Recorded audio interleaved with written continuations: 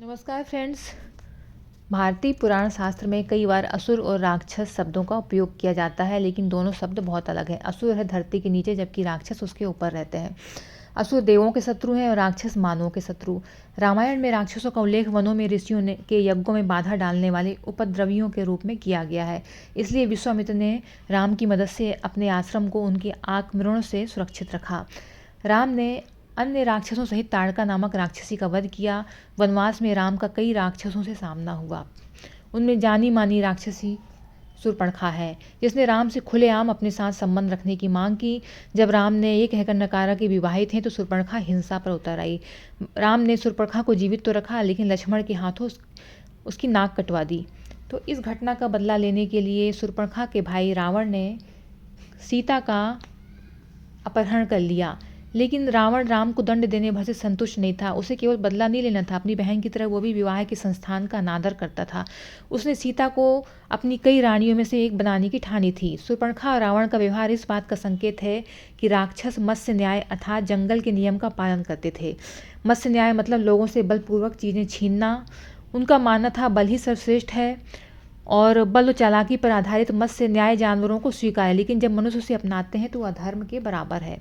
रामायण में दोहराया गया है कि रावण विश्रव नामक ब्राह्मण और केकसी नामक राक्षसी का पुत्र था, लेकिन दोनों ने सीता के अपहरण का विरोध किया रावण से, और रावण के भाई विभीषण ने भी इस चीज़ का विरोध किया। और रावण के भाई कुंभकर्ण भी रावण की नीतियों से सहमत नहीं थे। जब सीता को लंका में सबसे अलग अशोक वन में रखा गया, तब त्रिजटा ने माता सीता के प्रति सहानुभूति दिखाई। इन उदाहरणों से स्पष्ट है कि राक्षसों का भी अधर्म के प्रति मूल रूप से झुकाव नहीं था। वे मत्स्य न्याय को त्याग कर धर्म का पालन करने अथवा मानव बनने में सक्षम थे। गांव वालों को बक और हिडिम नामक राक्षसों के आतंक से बचाने के लिए भीम ने उनका वध किया। हिडिम की बहन हिडिम्बी ने भीम की शक्ति से आकर्षित होकर उससे विवाह किया। फिर दोनों ने घटोत्कच नामक बेटे को जन्म दिया। वो जब भी भीम घटोत्कच का स्मरण करता तो पांडवों की मदद करने आता था। हिमालय चढ़ने में जब उन्हें कठिनाई हुई तो घटोत्कच ने मदद करी। कुरुक्षेत्र के युद्ध में राक्षसों ने दोनों ओर से लड़ाई करी। घटोत्कच ने पांडवों के लिए और अलम्बुस ने कौरवों के लिए। हिमाचल प्रदेश के मनाली में हिडिंबा देवी का मंदिर है और ये भीम की पत्नी हिडिंबी को समर्पित है। हिमाचल प्रदेश में हिडिंबी को समर्पित मंदिर है, लेकिन जिसे इस बात की पुष्टि होती है कि राक्षस दुष्ट नहीं है, बल्कि जंगलों के रक्षक थे।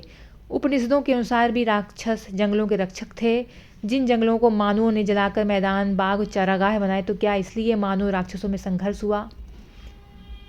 तो तर्कवादियों और मानव विज्ञानियों का यही मानना है कि हो सकता है कि जिन मानवों जंगलों को जला रहे थे, घर बना रहे थे, बाग बगीचे बना रहे थे, खेती कर रहे थे, तो हो सकता है कि इसलिए राक्षसों ने उनका विरोध किया हो।